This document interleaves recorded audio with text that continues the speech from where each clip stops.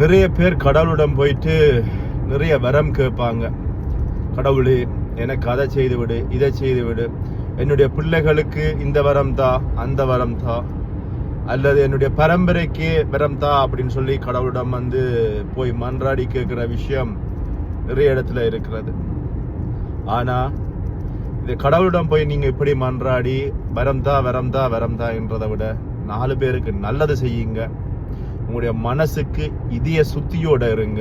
உங்களுடைய மனசு என்றைக்குமே யாருக்குமே தீங்கு செய்யக்கூடாது அப்படின்னு நினைங்க. நீங்க இப்படி நினைச்சு நீங்க நல்லது செஞ்சீங்க அப்படின்னு சொன்னா ஆண்டவன் உங்களுக்கு தர்றாரோ இல்லையோ, நீங்க செய்கின்ற நல்ல விஷயங்கள், நீங்கள் மன சுத்தியோடு செய்கின்ற நல்ல விஷயங்கள் எப்படியாவது உங்களை, உங்களுடைய பரம்பரையை, உங்களுடைய வம்சாவளியை நல்ல இடத்துல கொண்டு போய் விடும் அப்படின்றத மாற்று கருத்து இல்லை. நன்றி.